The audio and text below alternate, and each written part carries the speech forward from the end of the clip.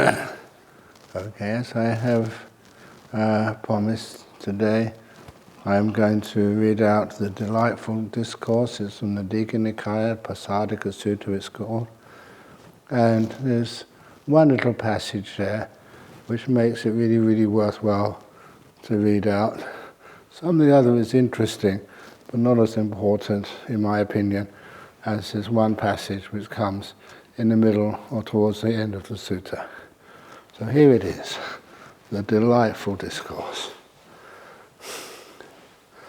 Namo tassa bhagavato arahato samma sambuddhassa.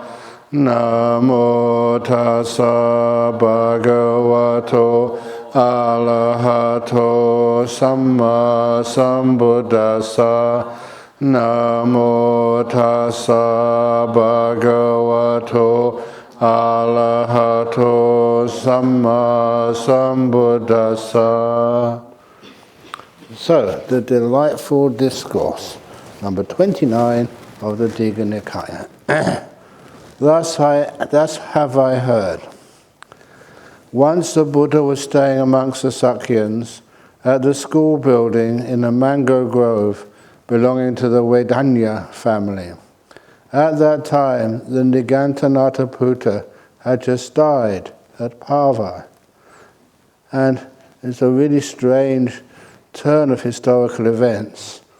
The Nigantanataputta, the leader of what now we call the Jains, just was teaching around the same time the Buddha was teaching. And so the two were contemporaries, as we call them, and also the two of them were in a kind of conflict together in that they were both had large followings and they were both, one taught one thing, one taught the other thing. And anyway, at his death the Nigantas were split into two parties, quarrelling and disputing, fighting and attacking each other with worldly warfare. You don't understand this doctrine and discipline. I do. How could you understand this doctrine and discipline? Your way is all wrong. Mine is right. I am consistent. You are not. You said last what you should have said first. And you said first what you should have said last. What you took so long to think up has been refuted. Your argument has been overthrown. You're defeated. Go on, save your doctrine. Get out of that if you can.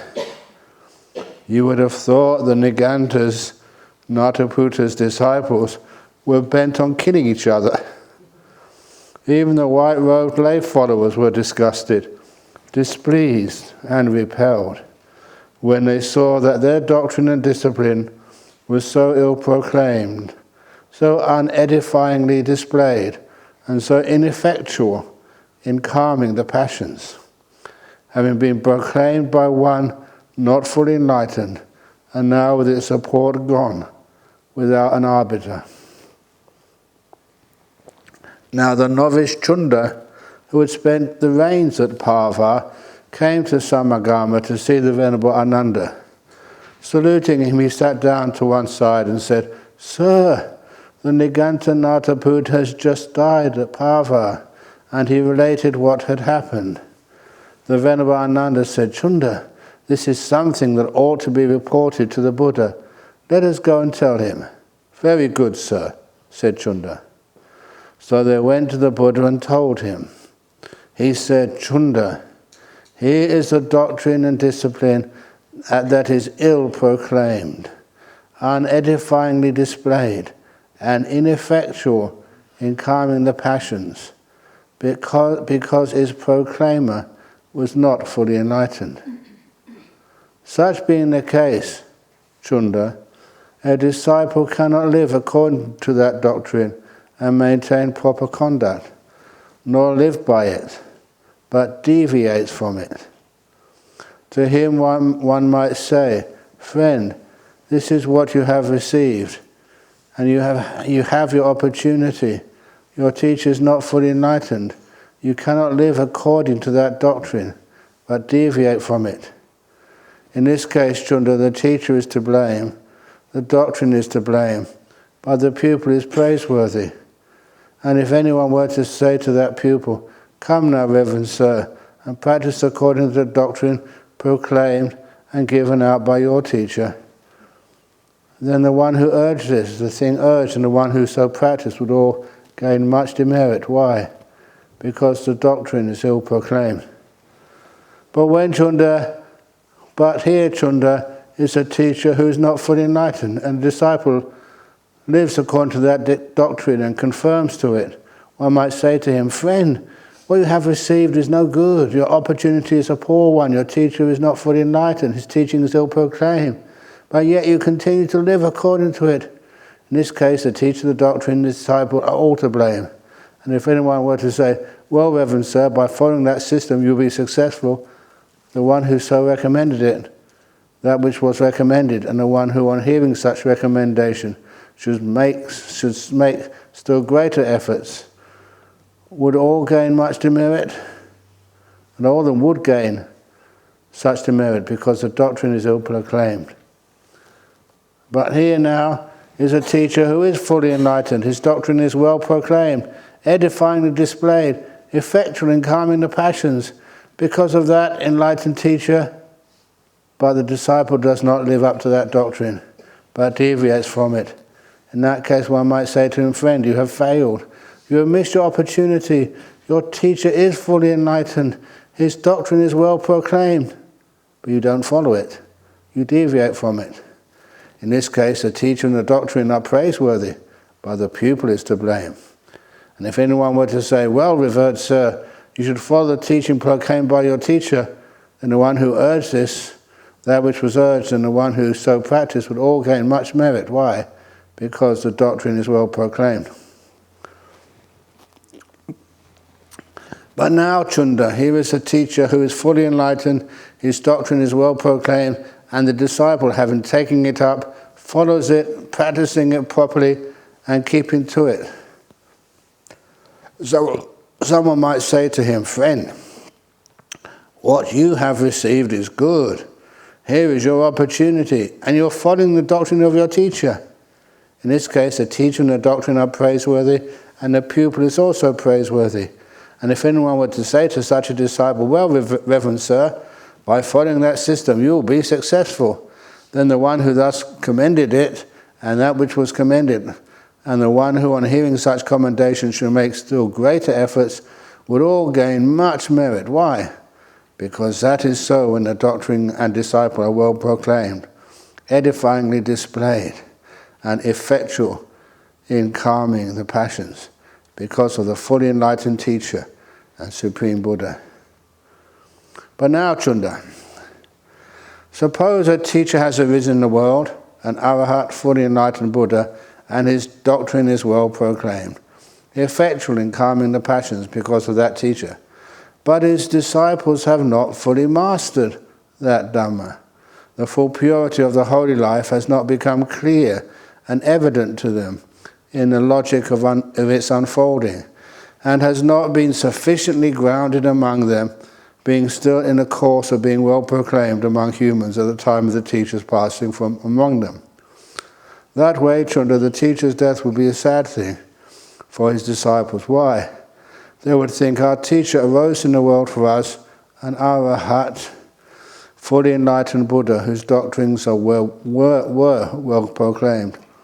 But we did not fully master the true Dhamma, as long as it was well proclaimed among humans, and now our teacher has passed away from us. That way the teacher's death will be a sad thing for his disciples. But suppose a teacher has arisen in the world, and his disciples have fully mastered the true Dhamma, the full purity of the holy life has become clear and evident for them in the logic of its unfolding, and has been sufficiently grounded among them, while being thus well proclaimed amongst humans by the time of the teacher's passing from them. That way the teacher's death would not be a sad thing for his disciples. Why? They would think, our teacher rose in this world for us, and we have fully mastered the true Dhamma, while it was thus proclaimed amongst humans. And now our teacher has passed away from us. That way the teacher's death would not be a sad thing for his disciples. But Chunda, if the holy life is so circumstanced, and there is no teacher who is senior, of long standing, long ordained, mature and advanced in seniority, then in such a case the holy life will be imperfect. But if such a teacher exists, then the holy life can be perfected in such a case. In such a case, there is such a senior teacher. But if there are no senior disciples amongst the monastics who are experienced, trained, skilled, who have attained peace from bondage, who are able to proclaim the true Dharma, able to refute any opposing doctrines that might arise by means of the true Dharma, and, having done so, give a grounded exposition of Dhamma, then the holy life is not perfected. In such cases, if there are such senior teachers and such senior disciples, but there are no monastics of middle standing with these qualities, or despite the presence of these, no junior monastics with these qualities, no senior disciples amongst the nuns, no middle-ranking nuns or junior nuns, no white-robed lay followers, male or female. Because in those days, the disciples of the Buddha, who are male and female, especially when they go to the temple, would wear white. Or if the teaching does not prosper and flourish, is not widespread, widely known, proclaimed far and wide, or even if these conditions are fulfilled, has not gained the first place in public support, then the holy life is not perfected. If, however, all these conditions are fulfilled, then the holy life is perfected. But Chunda, I have now arisen in the world as an Arahat, fully enlightened Buddha. The Dharma is well proclaimed. My disciples are proficient in the true Dharma.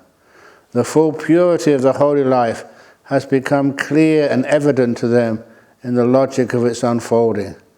But now I am an aged teacher of long standing who went forth a long time ago, and my life is coming to its close. However, there are senior teachers amongst the monastics who are experienced, trained, skilled, who have attained peace from bondage, able to proclaim the true Dhamma, able to refute by means of the Dhamma any opposing doctrines that may arise, and, having done so, give a grounded exposition of Dhamma. And there are middle-ranking monastics who are discipled and experienced. There are novices who are disciples. There are senior, middle-ranking and novice nuns who are disciples. There are white-robed lay followers, male and female, celibate and non-celibate, and the holy life, I proclaim, prospers and flourishes, is widespread, widely known, proclaimed far and wide, well proclaimed amongst humans. Isn't it amazing how well proclaimed it is in Australia and UK? Why? Why especially Australia? There's a couple of reasons for that. First of all, it was in the predictions. When the Buddha was lying on his right side with his head upon his right hand, he predicted how the Dhamma would spread in the future. And many people thought, because he was facing the west, lying on your right side, facing north, and then obviously your head pointing north, where was his face pointing? Westward. But the mistake people make, you don't go in the direction your face is pointing. You go in the direction your feet are pointing. That was the prediction. That was where the Dhamma would travel in the future. South. So that's the first proof, kind of, that the Dhamma would go to the south. That's us. And the other thing, I love saying this because this has got a bit more legitimacy. You know where we're sitting now? On this scarp. They call it the Darling Scarp. The rocks under the earth here. They also have a similar type of rock in the east coast of India. The tectonic plate theory showed that many centuries ago this part of Australia was joined to India. So this land over here, I think they did call it Gondwana land or something. This part of India, Gondwana land, and Western Australia, long time ago, there was no water between us. We were one land. And if that was the land on which the Buddha walked with his disciples, if that's where Buddha flourished in the past, if you take away that big body of water called the Indian Ocean, one land, one continent. So I say that maybe in the past the Buddha walked on Jhana Grove.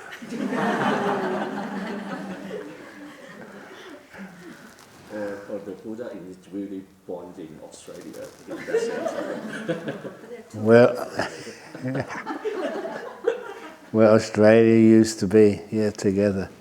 But anyway, that has a bit of legitimacy to it. Because the rocks over here and the rocks in the east coast, the east coast of India are so similar. Same type of rock. In the past they were together. So anyway, that's probably why, I reckon. Maybe. Sorry? You've got the strong fourfold assembly here. Oh yeah, heaps are strong. So it's okay if I die now.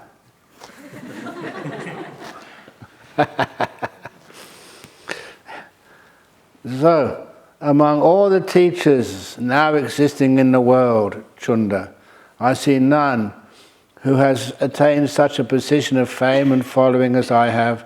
Of all the orders and groups in the world, I see none as famous and well followed. Sorry, as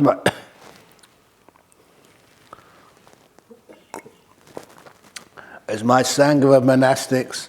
If anything were to refer to any holy way life as being fully successful and perfect, with nothing lacking and nothing superfluous, well proclaimed in the perfection of its purity, in his holy life they would be describing. It was Uddaka Ramaputta who used to say, "He who sees but does not see."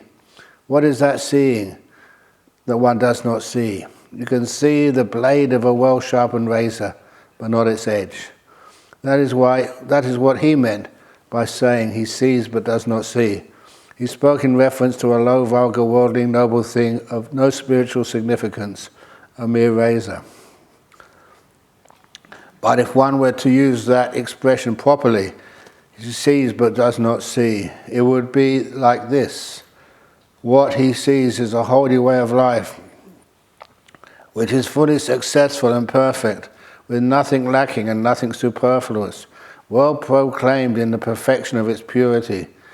If he were to deduct anything from it, thinking in this way it will be more pure, he does not see it. And if he were to add anything to it, thinking this way it will be more pure, more complete, then he does not see it.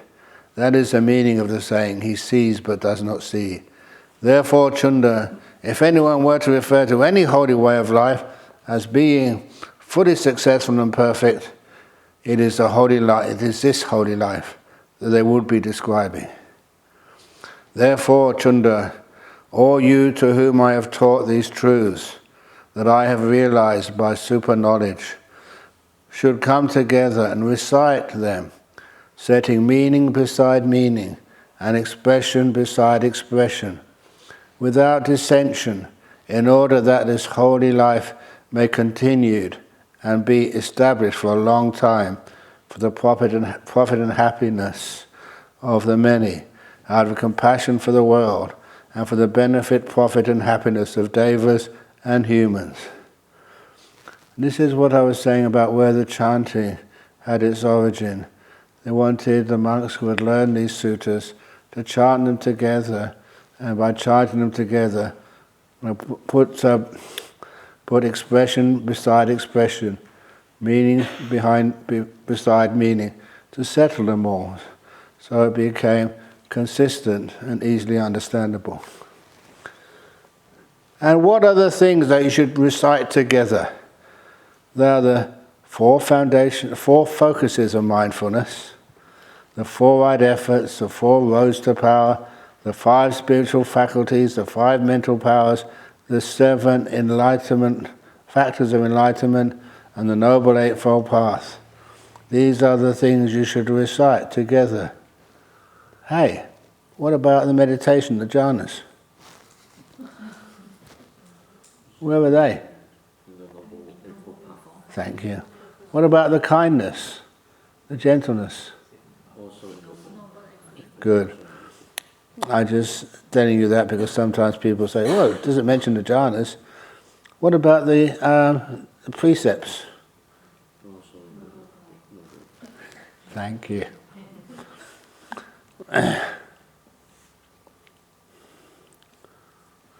And, this paragraph 18, this is an important part. The really important ones are coming soon. And thus you must train yourselves, being assembled in harmony and without distension. If a fellow in the holy life quotes the Dhamma in the assembly, and you think they have either misunderstood the sense or expressed it wrongly, you should neither applaud nor reject it, but you should say to them, "Friend, if you mean such and such, you should put it either like this or like that, which is the more appropriate. Or if they say such and such, you mean either this or that, which is the more appropriate. If he replies, the mismeaning is better expressed like this than like that, or the sense of this expression is this rather than that, then his word should be neither rejected nor disparaged, but you should explain to him carefully the correct meaning and expression." So if they make a mistake in that way, that's why you should go up to them and ask them to explain, and then maybe ask the question, does it make sense? Ajahn, again, Chunda, if a fellow in the holy life quotes the Dhamma in the assembly, and if you think he's misunderstood the sense, though he's expressed it correctly, you should neither applaud nor reject, but should say to him, "Friend, these words can mean either this or that.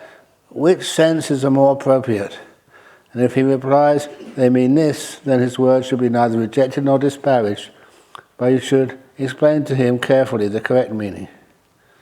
And similarly, if you think he's got the right meaning but expressed it wrongly, you should explain to him carefully the correct meaning and expression.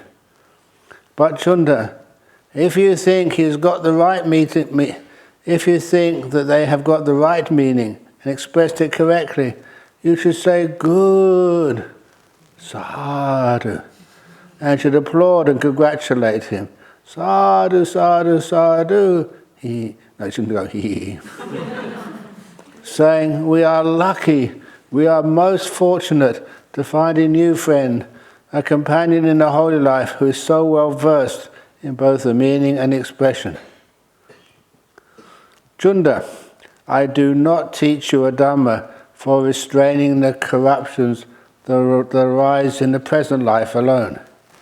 I do not teach a Dhamma merely for the destruction in future lives, but one for the restraining in this life as well as for their destruction in future lives.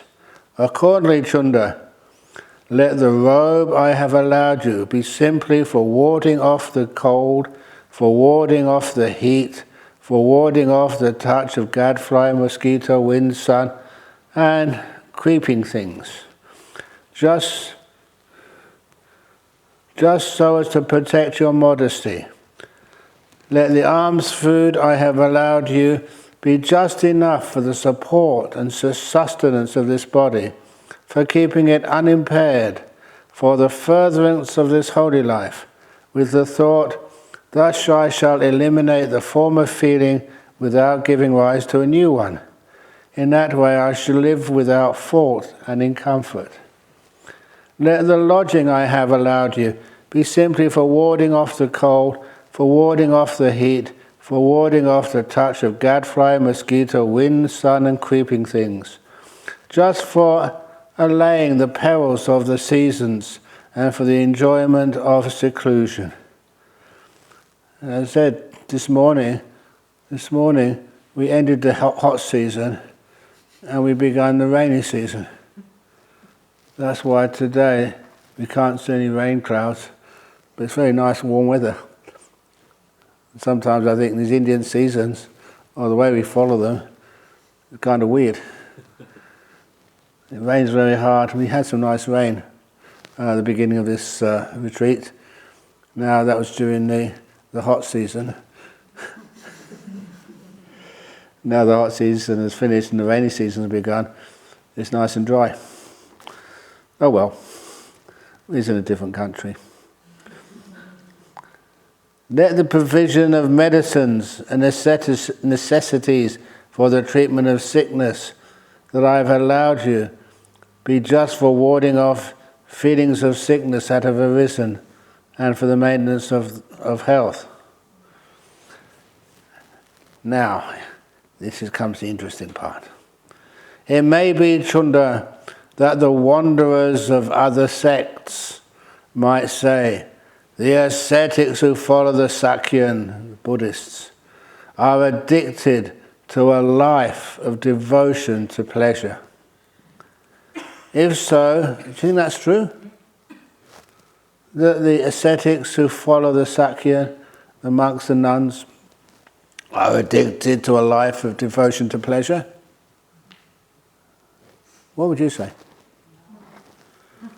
If so, they should be asked, what kind of a life of devotion to pleasure, friend? For such a life can take many different forms. There are, Chunda, 4 kinds of life devoted to pleasure which are low, vulgar, worldly, ignoble, and not conducive to welfare, not leading to disenchantment, to dispassion, to cessation, to tranquility, to realization, to enlightenment, to nibbana. What are they? Firstly, a foolish person takes pleasure and delight in killing living beings. They go hunting. Secondly, someone takes pleasure and delight in taking that which is not given. That's called investment. Adding tariffs. No, what they say down here. I just put that in just to be a bit sneaky. What is that? That's stealing. Next, thirdly, someone takes pleasure and delight in telling lies. Fourthly, someone gives themselves up to the indulgence in and enjoyments of pleasures of the 5 senses. These are the 4 kinds of life devoted to pleasure, which are low, vulgar, and not leading to disenchantment, to enlightenment, to nibbana. And it may be that those of other sects might say, are the followers of the Sakyans given to these 4 forms of pleasure seeking? They should be told, no, for they would not be speaking correctly about you. They would be slandering you with false and untrue statements. There are, Chunda, these 4 kinds of life devoted to pleasure which are entirely conducive to disenchantment. Sometimes instead of disenchantment, you may call it to disenchantment is good, but instead of dispassion, to viraga, fading away, cessation, tranquility, to realization, to enlightenment, to nibbana. 4 kinds of life devoted to pleasure, which are totally conducive to these wonderful things like enlightenment to nibbana. What are those 4 types of pleasure? And I love this part. Firstly, a monastic, free from the 5 senses, free from unwholesome mental states, enters and remains in the first jhana. Now, that vivichehi kamehi, free from the five senses, it's said this specifically. This describes what these jhanas are. They're free from the five senses. There may be sights going on around you, and I kind of like that when you can get into some deep meditations. I remember just in those early days going, I think, to some ceremony somewhere in the world, I forget which, and they said, for all the delegates who've come onto this conference, we're going to have a show for you, some traditional dancing and music. And I told them I don't want to go. I'm not into seeing dancing. But then you had to go. So I went, and as soon as I went, I just put my eyes down, closed them, and just did some meditating. And then they said, "Did you enjoy the dancing?" I said, "That was the most pleasurable dancing I've ever not seen." And you do stuff like that. You're a monastic. You can close your eyes. Although one time, a similar thing, I don't know why, when you go to these conferences, there may be Buddhist conferences, but they sit you down, you're a delegate, you're important, and so they do this entertainment for you. And the one thing I remember seeing, and I thought, well, I've never seen this before, and I think you can understand why I decided it may be an interesting thing for me to watch.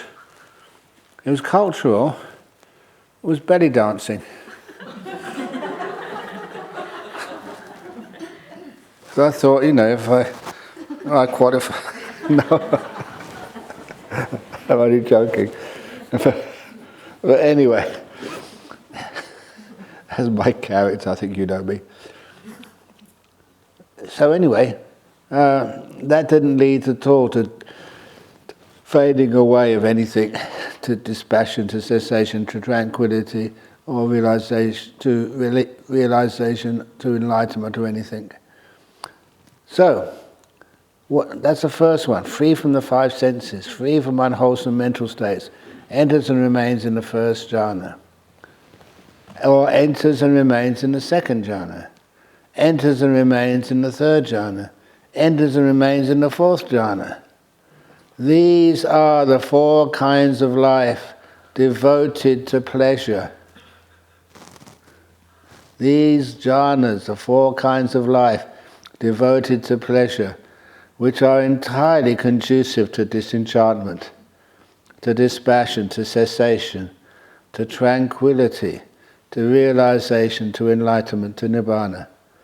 So if wanderers from other sects should say of the monks and nuns, that you, followers of the Sakya, you Buddhist monastics, are addicted to these four forms of pleasure seeking, they should be said, yes. I kind of like that. No one's ever told me that before, that you monks and nuns are addicted to the four types of pleasure seeking. I wish they would, because then I'd love to say, yes, you speak correctly. For they would be speaking correctly about you. They would not be slandering you with false or untrue statements. That's the first little statement there, which I wanted to not stress but emphasize. Then such wanderers might ask, well then, those who are given to these four forms of pleasure seeking, how many fruits, how many benefits can they expect? And you should reply, they can expect 4 fruits and 4 benefits. Not 5, not 3. Just 4 fruits and 4 benefits. What are they? The first is when a monastic, by the destruction of the 3 fetters, has become a stream winner, no more subject to rebirth in the lower realms, firmly established, destined for full enlightenment. That's the first. The second is when a monastic, by the complete destruction of the three fetters and the reduction of greed, hatred and delusion, has become a once returner, and having returned once more to this world, will put an end to suffering. The third is when a monastic, by the complete destruction of the 5 lower fetters, has been spontaneously reborn, and there will reach Nibbana without ever returning from that world. That's the non-return. That's the anagami, the non-returner. And the fourth is when a monastic, by the destruction of the corruptions in this very life, has by their own knowledge and realization attained to arahatship, to the destruction of, or to the deliverance, not destruction of heart, to arahatship, to the deliverance of heart and through wisdom. Such are the 4 fruits and the 4 benefits the one given to these 4 forms of pleasure seeking can expect. So if you want a life and you like pleasure, number 1, choose the correct form of pleasure, the 4 jhanas. Devote yourself to that. Have a happy path, and it only has 4 fruits and 4 benefits. Stream winning, once returning, non-returning, or full enlightenment. And then you'll be speaking correctly of those people who devote themselves to the joys of meditation. I'm just thinking, Ajahn, that this could be another place in the suttas which does give validation to the idea that jhanas precede streaming. Yeah? It can be said to be that, yes. Jhanas leading to the consequence of streaming rather than being able to get streaming without the jhana. Yeah? I agree with that. That's what I always feel. That how on earth can a person get to be a stream winner, know the path, without experiencing some of it? And the experience of your sense of self vanishing. You're not there anymore. Your 5 senses disappearing. The sense of will disappearing. But anyhow, there's also, I was going to put in here another simile. And this simile is, I love this simile, and apparently the former king of Thailand loved this simile too, of the 7 shipwrecked sailors. So, if you're sitting comfortably, I will tell the story. So once upon a time, the ship sank, and the first shipwrecked sailor was floating in the ocean in the middle of nowhere. And when the shipwrecked sailor was looking around, not trying to think what to do next, that because he was very weak, he started sinking, went straight down and never came up. He drowned. And the second shipwrecked sailor, he was floating on the surface, and then he went down, but then struggled to get up to get some air, got up and then went down again, and came up and then went down, and came up, went down, and got so exhausted, then he went down and never came up. That was the second shipwrecked sailor. And the third shipwrecked sailor was floating in the ocean. He was strong enough, he managed to keep his head above water. That was the third shipwrecked sailor. And the third shipwrecked sailor, keeping his head above water, kind of surviving, the next thing which he did was look around. And you know what? And a long distance away, he saw dry land. He saw land. And so that's the fourth shipwrecked sailor, who's floating, keeping his head above water, could see land. And if you were shipwrecked and you saw land, what would you do? You would say, oh, that's interesting, there's land over there. You start swimming towards it. And once you start swimming towards it, that's the fifth shipwrecked sailor, swimming towards the dry land. And the sixth shipwrecked sailor gets so close to the dry land, he doesn't need to swim anymore. If he puts his foot down on the ground, off. He puts his foot down at the bottom of those waves, he can feel something solid. He's actually in the surf, as they say. And then he doesn't need to swim anymore, he can wade to the shore. That's the non-returner, the anagami. And the last shipwrecked sailor has made it to the shore, is safe, and is sitting under a coconut tree in the shade, having a nice cup of tea with condensed milk. That's Ajahn Brahm's version. But it's pretty much the same as the Buddha's version, except for the condensed milk, obviously. But that's the seventh of the shipwrecked sailors. And, of course, I think you know the meaning of that simile. The sailor who goes down never actually keeps his head above water very long. That's the person who hasn't been keeping many precepts. They're just not a well-trained character, so they go down pretty quickly. They drown without ever seeing the shore.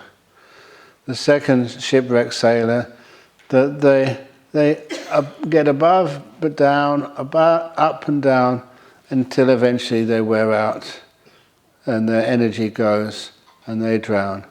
They call that as a normal human being. Yeah, they keep some precepts, others they don't. And this I've seen so many times that sometimes people, they hear the precepts and they kind of think they're important, but then sometimes they just don't keep them. Even they use it as a ceremonial. That's why many times I've told you, in Thailand there's many really good Thai people, like Sompong in the back there. She always keeps her precepts. But sometimes when they ask for precepts, even on holy days, they put their hands up in Anjali. And I saw this the first time after I came back to Australia as a monk, and they got one finger down. And I asked, well, I've never seen that before, have you hurt your finger or something? And they said, today we chant all the 5 precepts, we're only keeping 4. That's why they got one finger down, 5 fingers up, 4 fingers up. And as soon as I saw that, they never tell the monks what they're up to, or the nuns what they're up to. But then you look a bit closer, and sure enough, there's usually quite a few people with maybe 2 fingers down. They chant everything, but they think that this means they get out of keeping 2 precepts that day. And even more than that, I've seen them keeping 13 precepts. Please excuse me, but that was in the Sri Lankan temple, I think over in Melbourne. And they said, you're keeping 13 precepts today? I said, yeah, and this is Wesak, keep 13 today. What are those 13 precepts you're keeping? I never heard that before. Well, they said, I'm keeping 8 precepts in the morning. Just in the morning. Some of the precepts, the main precept which you have to keep, which means it's unpopular for many people, in the 8 precepts you're only allowed to eat in the morning time. You can't eat anything in the evening. So some people keep the 8 precepts in the morning only, and the 5 precepts in the afternoon. In other words, they're just keeping 5 precepts. You can't break the precept about eating in the afternoon only in the morning time. But anyway, that was the 13 precepts. I thought, this is a scam. You're not keeping any precepts, you're lying. So anyway, that's also one of the reasons, to be honest with you, when I started keeping precepts, I did it because you saw the value in it. And I remember that time I used to go to the Thai temple in London, Buddha Padipa temple, and it was a very beautiful temple. It's right next to Richmond Park in East Sheen. And so when I went there, I've been going there for a while and meditating, sometimes helping the monks. I remember once, this is an interesting story you may not have heard, and this is actually, you can explain a lot about my character these days. One of the monks, he said he wanted a cup of tea. So I boiled the kettle, made him some tea, said, can I have some cream in it? And I didn't really know cream. Was there any there? I said, some milk. He said, no, not milk, cream. So I looked there, and actually there was a little container of cream. And so I said, is this what you want? No. And then he went to the fridge with me, the refrigerator in the temple, he said, that. You know what he pointed to? Condensed milk. You know condensed milk, don't you? Yes. You should do if you know me. So that's where I got the message that Thai monks like tea with condensed milk. So of course when I became a monk in Thailand, you had to sort of learn the local culture. Did I? Well, I did. So anyway, now what am I talking about? Oh yeah, the precepts there.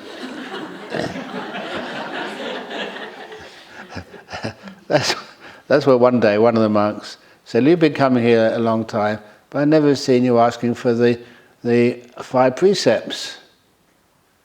And I said to this monk, I said, 5 precepts, what are they? And he said to me, look, the first precept is not killing any living being, deliberately. And I said, I've been keeping that for a while now.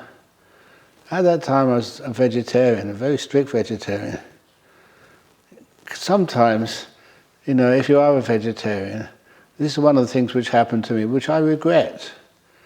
I was lucky, but it wasn't really much to regret. But my girlfriend I was a layperson at the time, student, the girlfriend was making a dinner for me.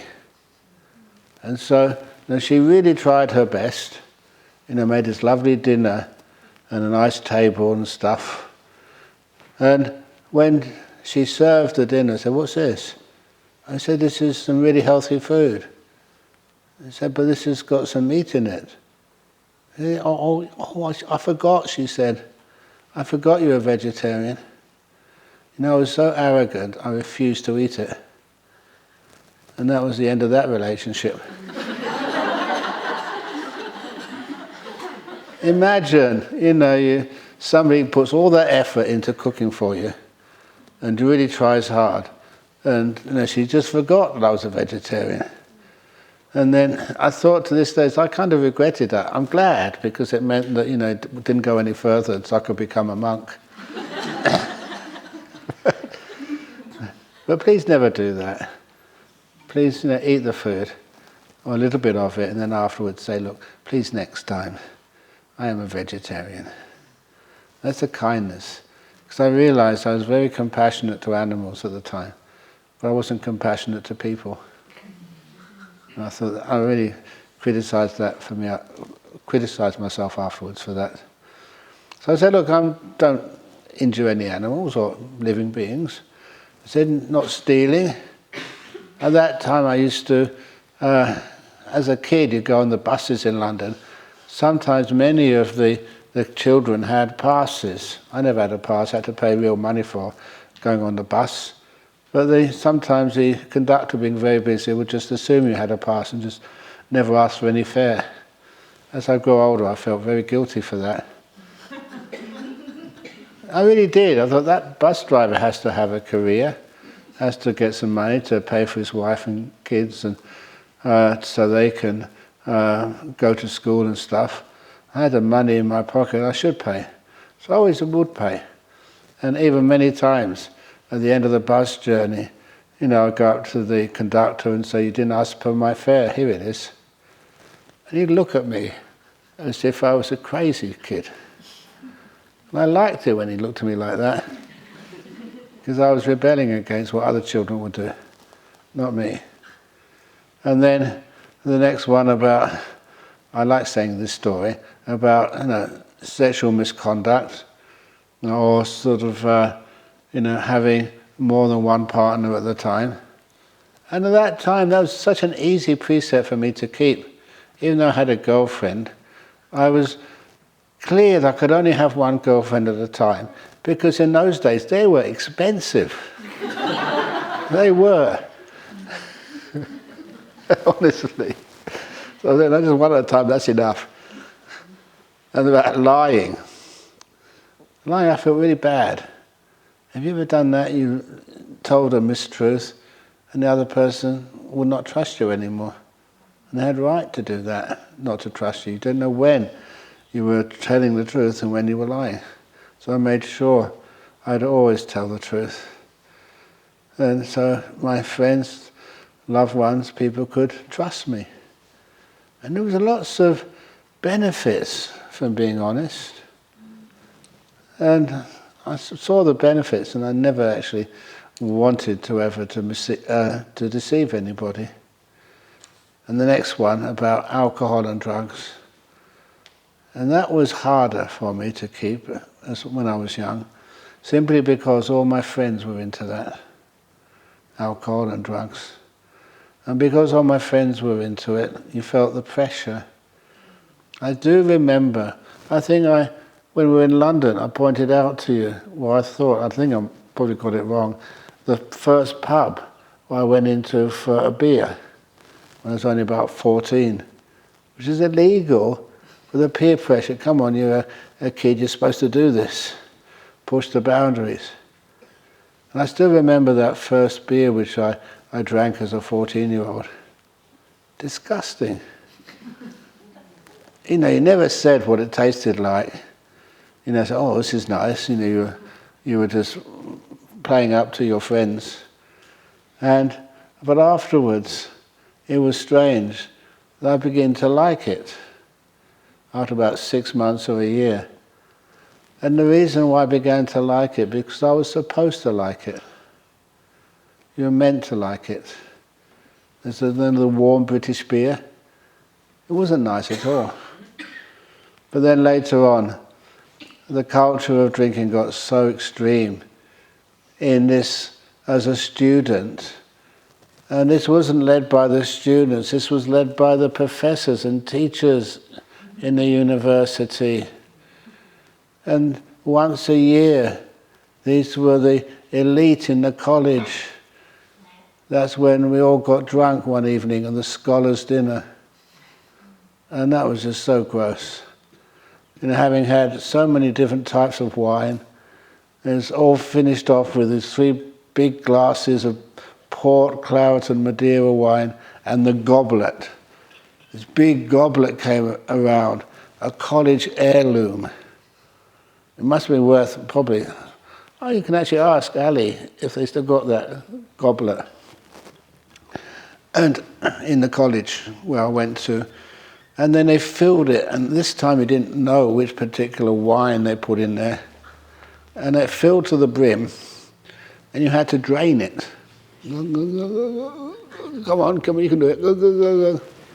And then afterwards, we say a college toast in Latin. And all the members of the college had to do that. And then even the master of the college at the time, he was a Nobel laureate in chemistry. I don't know exactly what he invented, but it wasn't common sense, that was for sure. Because this was ridiculous, and I got so drunk, ashamed of it, but thankful of it, because that's the last time I ever drank any alcohol. You took it to its limit and said, oh, wait, this makes no sense. So I kept those 5 precepts. So when they asked me, do you want to take the 5 precepts? I asked them, I'm already keeping them. And I've been keeping them for a long time. So that's one of the reasons why, when you keep those precepts, you have a lot of happiness in your life. And that was kind of strange. The happiness which you get from what other people say is, you're just not enjoying yourself. You're a young man. Come and enjoy yourself. You can keep precepts later. But no way. And I remember just on one of the retreats we taught here, actually not in this place, but in Safety Bay, in this old Catholic retreat centre. And on a Sunday, when I was just sitting in the room waiting for the next person to come for the interviews, I just looked through the window. They just finished their church service. And there was 2 gentlemen who were just greeting each other and saying, goodbye, while they went off to their own little farms or or places of business. Yeah, see you next week. Yeah, see you next week. And then one said to the other, be good. And the other one said, no, that's no fun. When I heard that, much of my heart dropped. Because I would have loved to actually put my head through the window if I could actually open it. It was all closed for security. And so I would have said, no, be good, it's much more fun. Have you experienced that? If your life is according to precepts, you're trustworthy, you don't get drunk or take any drugs, just how trustworthy your life is. And we also, over here, Nicholas, you've seen this, or when it comes to, was it New Year or Christmas? Oh, New Year, sorry, especially New Year. So often that, like your company where you work, they always like having a party on New Year's Eve. And you're invited to it. And you think, if I don't go to that New Year's Eve party, they'll think that I'm not really a member of the party of the company. I'm not part of the team. And so they want to go to that New Year's Eve party. And so for many years now, we've been having a New Year's party in Dhammaloka Center. Ajahn Brahm's party. Don't bring your own unless it's orange juice or something. And I love telling all the people who go there that after the party is finished, you don't know alcohol at all. After the party is finished, just you can see people are surprised. They have a really more happy time than if they go to any of these parties where they celebrate it with alcohol.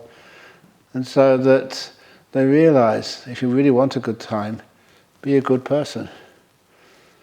But then afterwards, at the end, I always tell them, look, for fun, as you drive home, please look for a police car.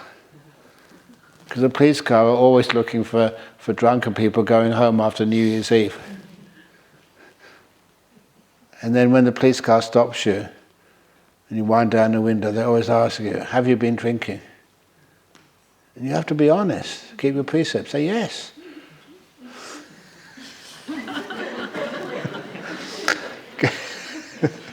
Can you please blow into the tube?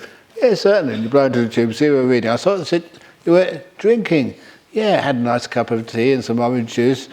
Other Buddhists, oh, you're one of those Buddhists, get out of here. And I understand that, you can celebrate without getting drunk, without being afraid. Anyway, now, what was I doing? You didn't sailors, you're on number 2. Number 2? Yeah. I was on number 2. Oh, yeah. Okay, yeah. That shipwreck sailor goes up and down. Not a really good person. It's kind of the average person in life who just, he just doesn't really think, or she doesn't really think deeply about what should be done, instead of actually realizing these are very great protections for your life. And so the third shipwreck sailor is the one who floats, keeps the head above water. And that's like a person who keeps precepts. It's amazing, if you're a good person, and you keep precepts, you don't go around killing or stealing or committing adultery, and you don't lie, you've got a good reputation, then people can kind of trust you. You don't take alcohol or drugs. And you say, I didn't do that. And you are a really good person, you've got a good reputation. That counts a lot. So you do keep your head above water. And then you can actually see, you can be wise once you're good. And so you see the dry land, and it's natural. If you see the dry land, you're a stream winner, you see the way out of the dangers, what would you do? It's not like you have to put effort into it, it comes naturally. You see where safety lies. You start swimming towards dry land, and eventually you get there.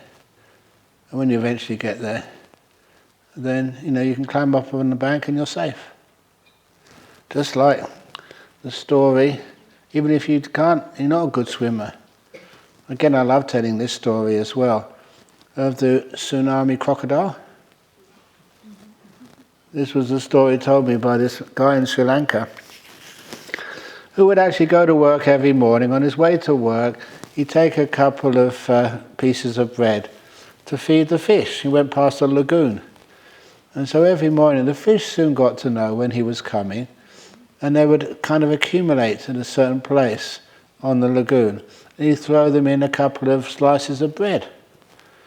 I don't know if it was good for them or not, but they thought it was good for them.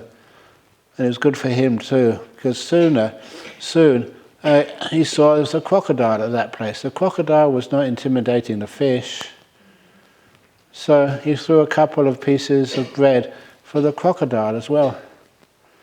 And the crocodile took those two pieces and then swam away.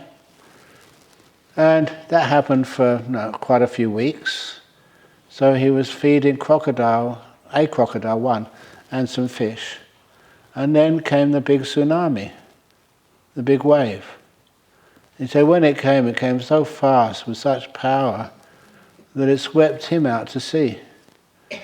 And so one moment he was just walking by the lagoon, the next moment he was trying to swim for his life to try and get back to the shore, but the current was so strong and was taking him under the water and against where he wanted to float to. Because it was taking him underwater, he grabbed onto a chair which had been swept out to sea and tried to hold on to that, but the currents were always so strong. They separated from whatever he held on to until he found this log of wood floating close to him. And he grabbed onto the log of wood. The log of wood was kind of much easier to hold on to. It wasn't smooth. And then when he was holding on to that, so happy at least he wasn't sinking because he was holding on to the log of wood, then he noticed something really strange. That log of wood was actually moving towards the shore, to the dry land, while everything else was floating away from the dry land. He was too desperate to actually try and figure out why. He was just happy it was going in the correct direction. When it got close to the shore, he got so close to the shore, he could actually jump off, climb off the bank to safety. Just like that last shipwrecked sailor. He was standing or sitting or lying down on the dry land. And only then did he have a look to see what that log of wood really was. And of course you know what it was, the crocodile. And that's a true story. The crocodile had saved his life. And I know that some people said, yeah, well it would, wouldn't it? If that guy died, there'd be no more bread for that crocodile anymore.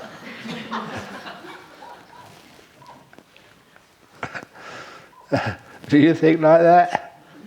Kind of, I don't.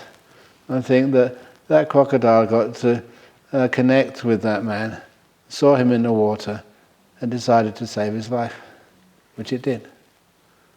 I love animals like that, and animal stories like that, where animals who are not expected to save your life do.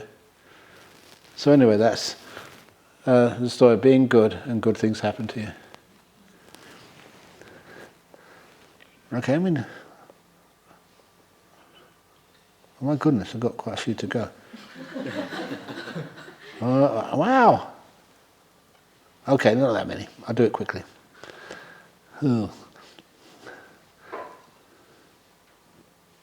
Okay. So the four fruits and the four benefits, the only four fruits and benefits, no more, if you are devoted to a life of pleasure-seeking through the four jhanas. And then such wanderers might say, the doctrines of the Sakyan followers are not well founded. They should be told, friend, the Lord who knows and sees has taught and proclaimed to his disciples principles which are not to be transgressed as long as life shall last. Just like a locking post or an iron post which is deeply based, well planted and unshakable, immovable are these doctrines he then taught.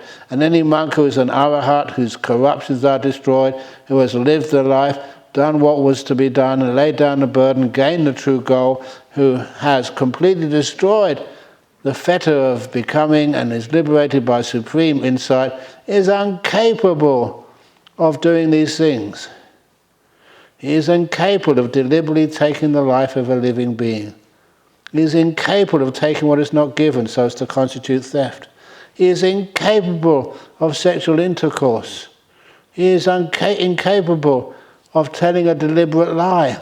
He is incapable of storing up goods for sensual indulgence as he did formerly in the household life. He is incapable of acting wrongly through attachment. They are incapable of acting wrongly through hatred, incapable of acting wrongly through stupidity, incapable of acting wrongly through fear. These are the 9 things which an arahat, whose corruptions are totally destroyed, cannot do. Or such wanderers might say, as regard past times, the ascetic Gautama displays boundless knowledge and insight, but not about the future, as to what will be and how it will be. That would be no surprise. That would be to suppose that knowledge and insight about one thing are to be produced by knowledge and insight about something else, as fools imagine. As regards the past, the Buddha has knowledge of past lives. He can remember as far back as he wishes. As for the future, this knowledge born of enlightenment arises in him. This is the last birth, there will be no more becoming. That's the knowledge about the future. Remember that story of Ajahn when someone asks him, Ajahn, I know you can. You've got some great abilities. Can you please tell me about my future? And Ajahn said, "Look, monks don't do that. Good monks don't do that." But this man was smart. He was well prepared. He said, "I remember being at your last sermon, and there you told us that we should always practice gratitude. I've been looking after you for years, giving you food, giving you requisites. You need to go somewhere. I use my car to drive you here, drive you there. This is the first time I've asked you anything. You know you can do this. Why don't you?" And that's when Ajahn said, "Oh, okay. Give me your hand." And he gave him his hand. And Ajahn said, "I'll read the lines on your palm. And please know that I will not make any mistakes." Yeah, I know at last. You're helping somebody else. And then we started drawing this line along the palms of the hand, very slowly. It's the first time Ajahn Chah ever did this, reading the lines. Have you ever had that happen to you? Have you the lines on the palm of your hand read? This is by an Ajahn Chah. Wow. So he's having the lines read. Every now and again he would actually, Ajahn Chah would smile. That's interesting. Other times he would find, I don't know about that. And this man was getting more and more, they called it wound up, really excited. And as Ajahn Chah was about to finish, he said, "I've seen a lot, and I will not make any mistakes." "Yes, I know you won't make any mistakes, but what have you seen? Let me know now." And he said, "Your future, sir." "Yes, yes, yes, yes." "Your future, sir, is uncertain."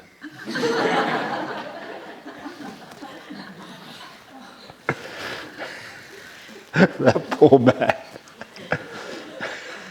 He was led down the garden path by Ajahn Chah.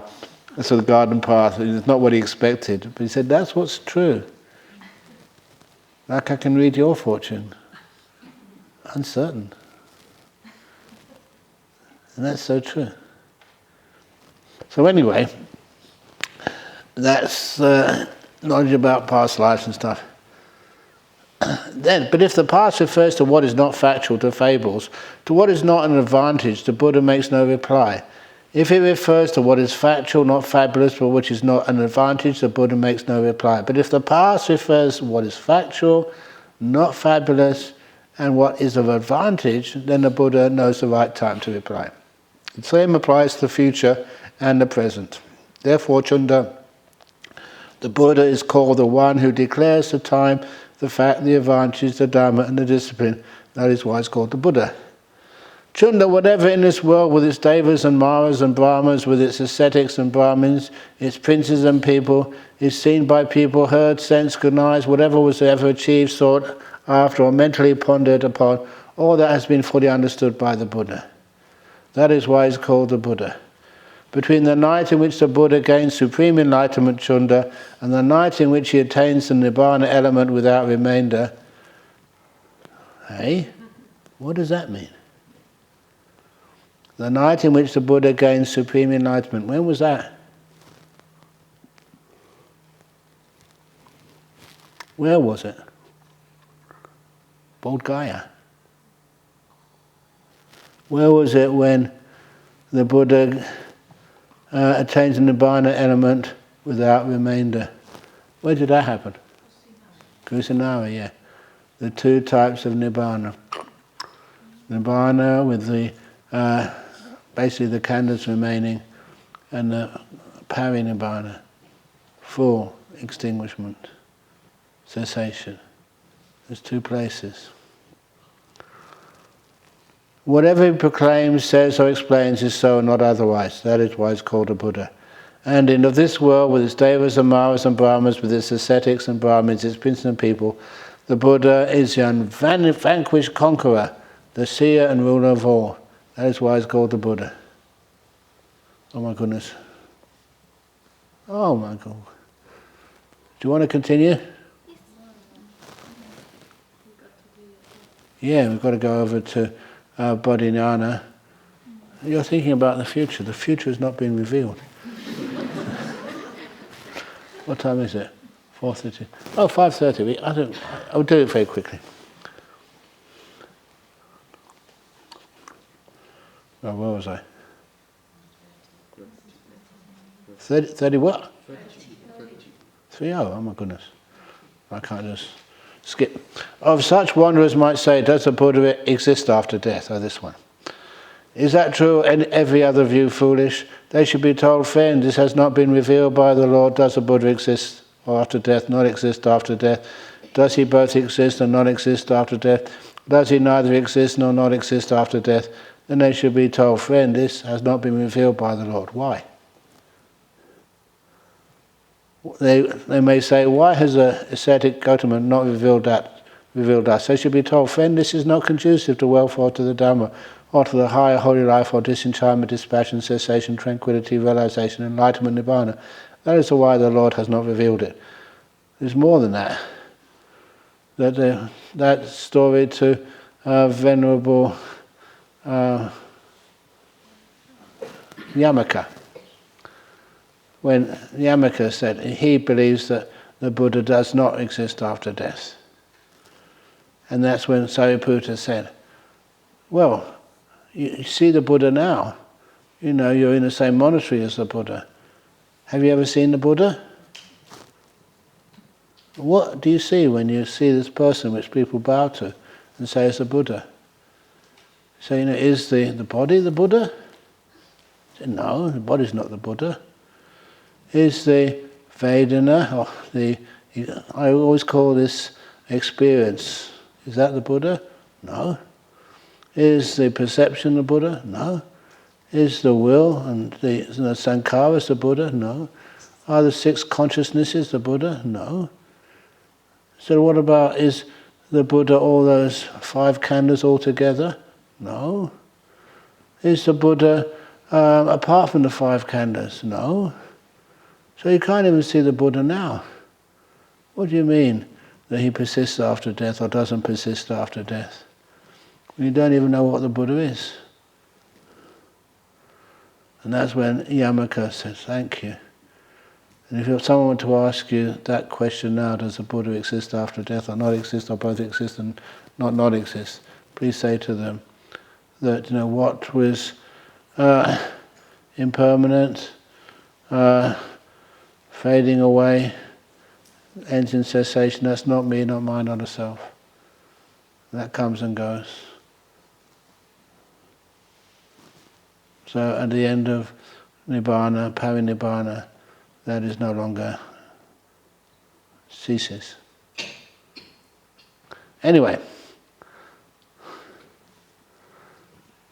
What's next there? 32. Well, friend, what has the ascetic Gautama revealed? They should be told, this is suffering, has been declared by the Lord. This is the arising of suffering. This is the cessation of suffering.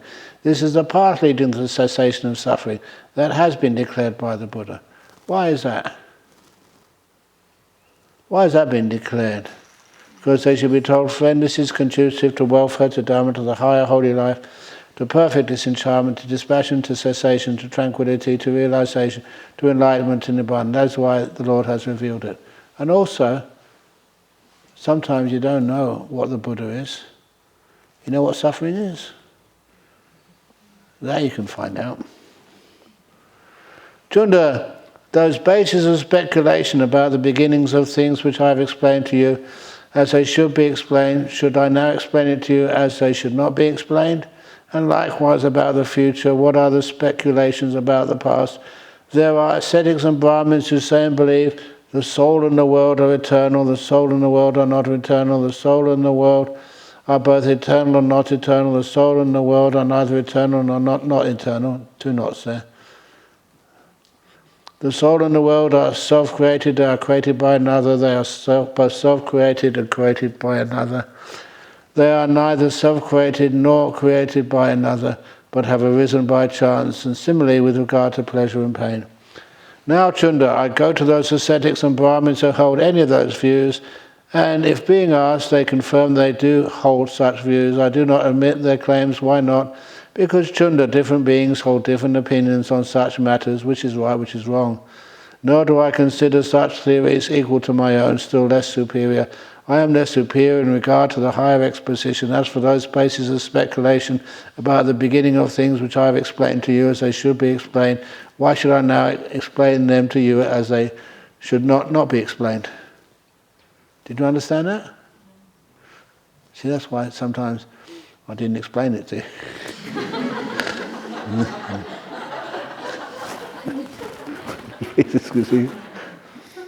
Now, Chunda.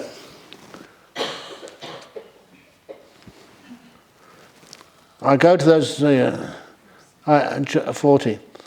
Now, Chunda, for the destruction of all such views about the past and the future, for transcending them, I have taught and laid down the 4 focuses of mindfulness, the Satipatthana. What are the 4? Here, Chunda, a meditator dwells mindful of the body, experience, mind, and dhammas. Ardent, knowing the purpose and mindful, having restrained the 5 hindrances. That is how, Chunda, for the destruction of such views about the past and the future, and for transcending them, I have taught and laid down the 4 foundations, the 4 focuses of mindfulness. During this time, the Venerable Upawana was standing behind the Lord, fanning him, and he said, "It is wonderful, Lord. It is marvelous, Lord, that this exposition of Dhamma is delightful." The word for delightful is pasadika. Highly delightful, Lord. What is the name of this discourse? Well, Upawana, you can remember it as the delightful discourse. Thus the Lord spoke, and the Venerable Upawana rejoiced and was delighted with the delightful discourse. Sadhu, sadhu, sadhu.